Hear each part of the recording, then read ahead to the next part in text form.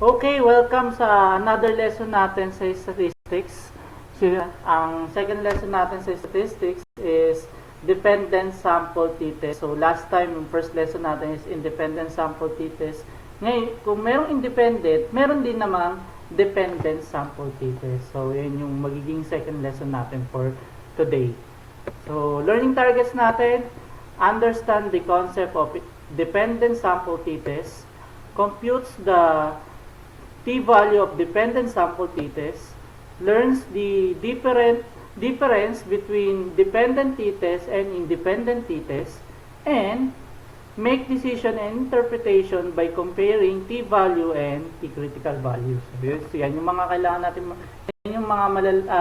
kailangan natin pag-aralan dito sa video na to, or so mga bagay na dapat natin matutunan dito sa video na to. So, ano nga ba si dependent sample t-test? So, dependent sample t-test, the dependent sample t-test, also called paired t-test or paired sample t-test. So, yung mga yan, kasi pag sinerch nyo sa Google, then pumunta kayo sa image, or gusto nyo alamin yung mga formulas. So, yung iba, ang tawag dun sa dependent sample t-test, paired t-test, or paired sample t-test, parehas lang naman yung tatlong yan. So, ano yung meron sa kanya? Compares the means of two related groups. Compares the means of two related groups to determine whether there is a statistically difference between these means. Related groups, ibig sabihin, meron kang dalawang data na coming from one group. Ibig sabihin, yung isang grupo na yon, meron silang, or yung a set of groups, meron silang same two datas na gusto natin alamin, yung dalawang data na meron silang dalawang data. Kung meron ba yung dalawang data nila ay merong significant difference. So, yun yung pinagkaiba niya kay independent sample t-test. Independent sample t-test kasi, nagko-compare tayo ng isang data coming from two groups. Yun yung si independent. Si dependent naman, isang group, dalawang data. So, one group coming from two datas, si independent. Si independent naman, two groups come from one data coming from two groups. Yan So, yun yung pinagkaiba nila. So, kung si independent, pwedeng kahit magkaiba yung bilang ng first group saka second group, dito kay dependent sample t-test, laging parehas ang bilang ng first data saka second data kasi iisang tao lang naman or isang grupo lang naman yung pinaggalingan ng dalawang data. Ibig sabihin, bawat isa sa mga members ay merong tig-dalawang data. Yun si dependent sample t-test. So, ang formula niya, medyo maiksi. T-ratio is equal to mean of D, D mean, all over the square root of summation of D squared over minus the quantity summation of D squared over N, all over N times the quantity of N minus 1, wherein, nilagay ko dito is T-ratio. Kung mapapansin nyo T-ratio, nung last video presentation ko, ginamit ko is T-value. So, pinapalitan ko siya kasi merong mga books na nagsasabi ang gamit nila is T-ratio. Merong ibang book naman ang gamit is T-value. Merong ibang book na gamit is T.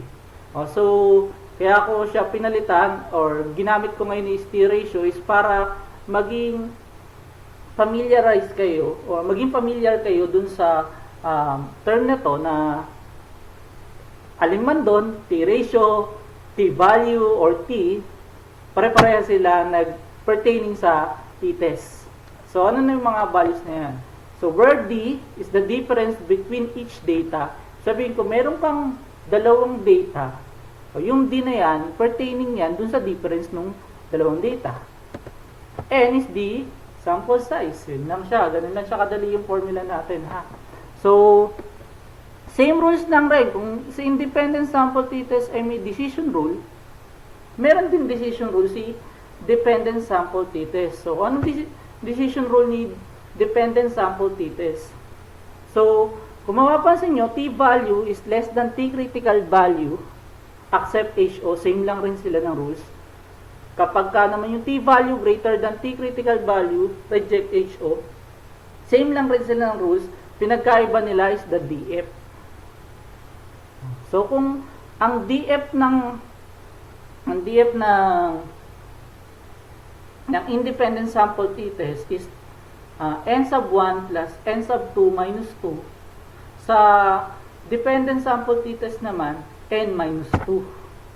Ayan na, sa dependent sample t-test. N minus 2 kasi, yung n lang naman natin dito ay isang group. Yung sample natin, isang group lang siya. Iisa lang yung sample natin. Unlike dun sa independent sample, meron tayong two different samples. Meron tayong two different samples. Kaya meron tayong n sub 1 sa n sub 2 doon. Dito sa dependent, isa lang. So, ang DF natin dito, n minus 2. So, t-critical value, same lang rin. Kung anong ginamit natin t-critical value dun sa independent sample t-test, same lang din. So, ito yung site na pinagkuhaan ko niyan. Same lang din dun sa pinagkuhaan ko. Madali lang siyang i-search. I-search nyo sa Google, t-critical value. Be careful na lang kayo dun sa, kasi pagpunta kayo dun sa image ko lang to din kinuha. Pagpunta kayo dun sa image, baka may makaklik kayo, pansinin nyo minsan may nakalagay F critical values, X squared critical values, H critical values, iba-iba yun. Iba-iba yun ang pertaining, ha. So, ako, ang kinuha ko, ito. Yan, para sa T critical values na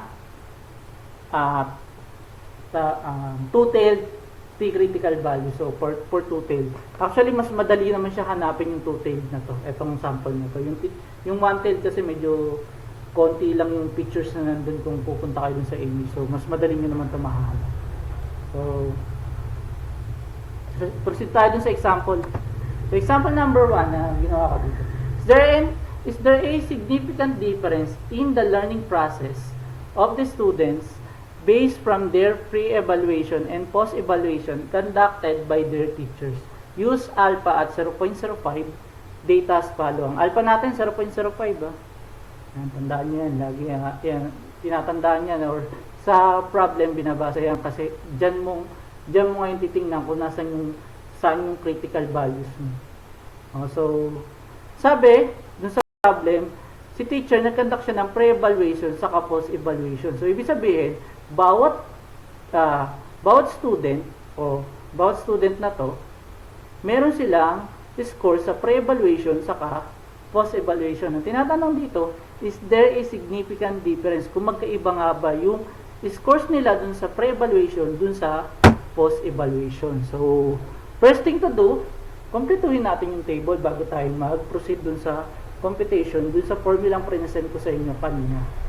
So, D, by definition, kanina, difference of the two groups or two datas. So, ibig sabihin, susubtract lang natin yung data na to, yung first data dun sa second data. Susundin natin yung rules ng integers, ha. So, kung negative siya, di negative yung lalagay natin. Kung positive siya, di positive yung lalagay natin. So, therefore, itong 25 minus 28, that is negative 3. Tama? 25 minus 28, negative 3. Sana agree kayong lahat doon. Wala naman siguro magdi-disagree doon. Anyway, post natin si video. Mas maganda kasi kayo kumumpleto. Post natin si video, kopyahin natin yung problem, then kompletuhin nyo muna yung dito sa part ng D. Wherein, susubtract lang natin tong first data dun sa second data. Yun lang si D. So, yung negative 3 na yan, nakuha natin by subtracting 25 minus 28. Yeah, so, that is negative 3. So, proceed muna kayo. Antay ako.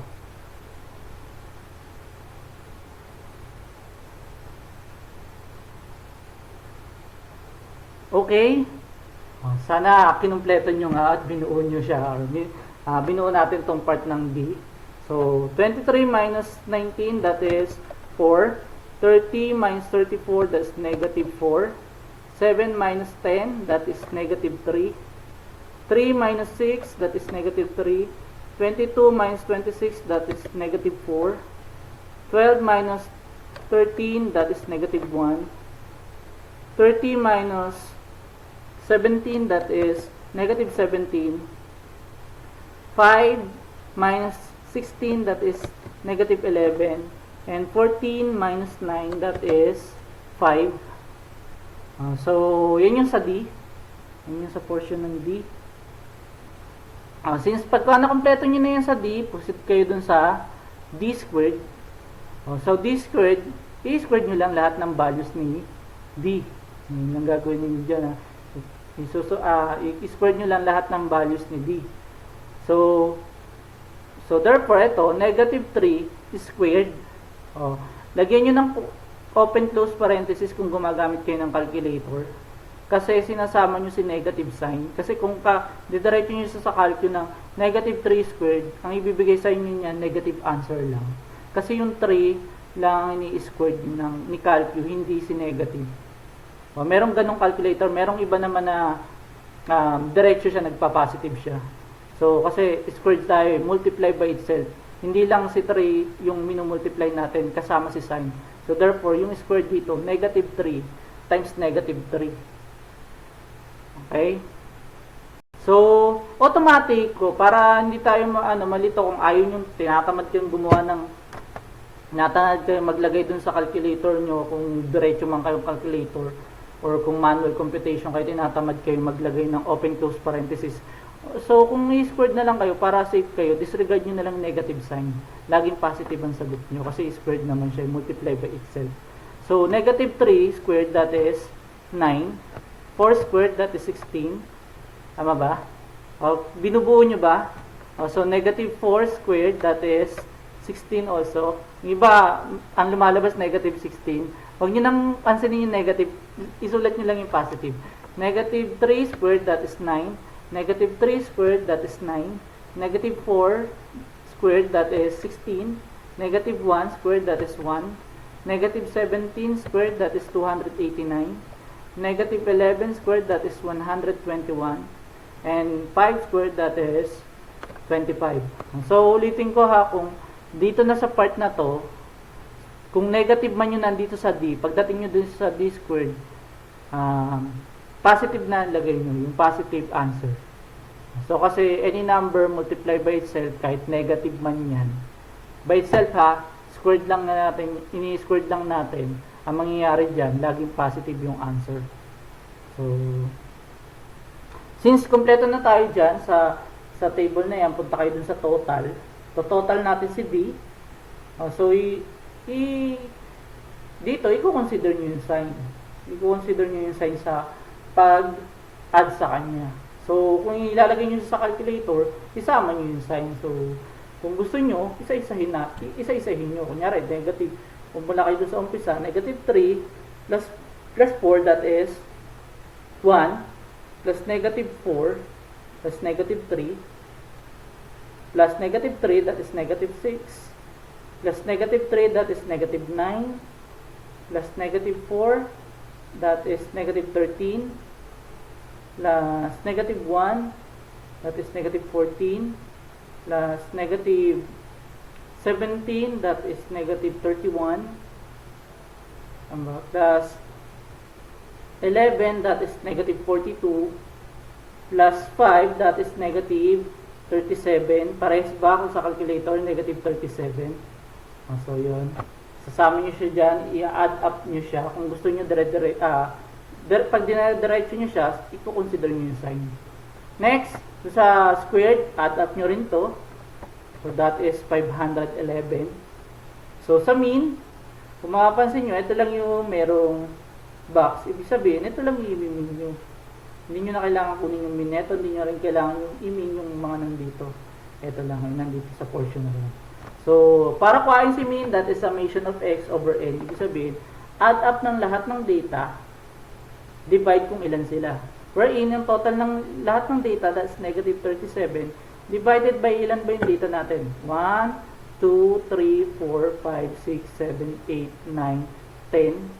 Yung n is the samples. Ilan ba yung samples na meron tayo? Ayun, nandito na. 10 yung samples natin. So, negative 37 divided by 10, and that is negative 3.7. So, same thing din. Same thing lang rin nung ginawa natin sa independent sample. Hindi lahat ng nando sa table kukunin natin. So, kukunin lang natin yung kailangan dun sa formula, which is, una is the summation of D. Yung total noong D, which is 37. Yung total lang ng D. Kunin nyo yan, negative 37. Summation of D squared, yung total ng D squared, that is 511. And then, the mean of the D, that is negative 3.7, that is negative 3.7. And then, ano pa yung kailangan natin? Kailangan nyo na sample size. So, ilan ba yung data ninyo? Or ilan ba yung samples ninyo? That is 10. Ayan, ha? So, yan lang yung kailangan nyo, yung apat na yan. Pag nakuha nyo na yan, kompleto nyo na yan, pwede na kayo proceed dun sa computation, which is yung binigay kong formula na ito, T ratio is equal to mean of D all over square root of summation of D squared minus the quantity of summation of D squared over N all over N times N minus 1. So, post natin yung video. Substitution lang naman yan. Papalitan natin kung based dito sa data, palitan niyo yung given. So, post natin si video and then, sagutan niyo. Okay. Post na natin na palitan nyo na, kaya tingnan natin kung parehas yung pag-substitute ko dun sa substitution na ginawa ninyo. So, mean ng D natin is negative 3.7. Summation of D squared, that is 511. Ayun, 511. Minus, summation ng D is negative 37. Close open parenthesis, squared, may squared tayo doon, over, n natin is 10, over 10 times 10 minus 1. Sana tama yung pagkaagawa ninyo sa pagkaagawa ko. Next is, computing nyo na. Computing na natin. So, ang una ko dito, ito portion na to. Kung kaya naman siya i-diretso na sa calculator, diretso nyo na siya. Para hindi kayo mahirapan. So, nangyari dyan, so that is negative 37 squared, close open ha, merong close open doon squared, over 10, that is negative 39.9. Yung iba, pagka ginawa nyo kasi negative 37 squared over 10, ang may bibigay sa inyong negative answer. Negative answer ay negative times negative, magiging positive to. Kaya huwag nyong kakalimutan maglagay ng close open. Gayahin nyo to sa format na to, lagay nyo sa calculator niyo. So, that is 136.9. Ayun dito, 10. 10 minus 1. So, kahit di na kayo gamitan ng calculator yan. That is 9. Ayan. So, kung kompleto na yan, di subtract nyo to, then i-multiply nyo to. So, ang magiging sagot, 511 minus 139.9. That is 374.1 over 90. So, itong portion na to, diretso nyo na rin sa calculator. Para yung square root na lang natin. Square root nung a certain number. Kung marami siyang decimal point, di-express nyo as hanggang 4 decimal places, tapos round off ninyo. Round off hanggang 4 decimal place. Upon computation tayo, ganun ang gagawin natin. So, ang sagot dito, 374.1 over 90, that is 4.1567. So, square root niyan, kung may decimal pa rin, hanggang 4 din ulit tayo. So, that is 2.0388. So, divide na natin, negative 3.7 over 2.0388, that is negative 1.81. So, yan yung magiging T ratio natin. So, same lang din ang ginawa natin sa independent, di pa tapos yan. Once na makakuha nyo na yung T ratio, yung T value, yung T, yan, yung values na yan na nagre-represent as T-test. So, kunin nyo yung DF. Wherein, ang DF dito is N minus 2. So, DF, N minus 2. Ang N natin is 10. So, that is 10 minus 2. And that is 8. Ayan. So, kung merong na kayong data na yan, proceed kayo dun sa table. Kayo dito sa table.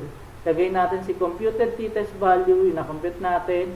Since negative yun nandito, lalagay natin automatic, lalagay nyo dun sa table ay laging positive. So that is from negative 1.81, that will become 1.81. So positive 1.81. Degrees of freedom natin, that is 8. So T critical values at alpha 0.05. So kagaya na sa kanina, sabi ko sa inyo, nandun sa given problem yan, use alpha 0.05, yun yung gagamitin natin level of significance. So punta kayo dun sa critical values. Hanapin natin yung sa degrees of freedom. Hanapin natin yung degrees of freedom natin, which is 8. And then yung level of significance, which is 0.05 dito sa side na to. Hanapin natin kung saan magtatapat yung dalawa. And that is 2.306. So ang T critical values natin is 2.306. So mula dito sa table na to, lagyan natin si 2.306. So since meron ka ng computed t-test value, degree of freedom, T critical value, meron na kayo na itong tatlong to, pwede nyo na kayong pumisid dun sa decision. Decision muna bago tayo mag-interpret. Decision, by following the decision rule. Pag T value ay mas mababa sa T critical, accept HO. Pag yung T value is mas mataas sa T critical, reject HO. Yung T value ba natin ay mas taas or mas mababa? 1.81 is less than 2.306. Since less than siya, automatic decision natin is accept HO. Since inaccept natin sa HO, magiging interpretation natin without significant difference. So, walang pinagkaiba yung pre-evaluation saka yung post-evaluations na kinandak ni teacher. So, yun siya. So, hopefully, naintindihan nyo yung video. Meron ako dito ang example number 2. Nalinagay, hindi ko na siya sinagutan. So, kasi masyado nakahaba yung video pa. So, hindi siya kasi kagaya ng meron na tayong practice ng lesson 1 na nasolve na natin siya step by step. So, dito medyo madali na lang naman yung formula. Mas madali nyo na siya masasagutan. At saka, mas konti lang rin naman yung table na pupunuin nyo. So, itong example natin magsagot. So, thank you for watching. Don't forget to subscribe. So, sana nakakatulong ako dito sa ginagawa ko sa inyo. So, thank you sa inyo, guys.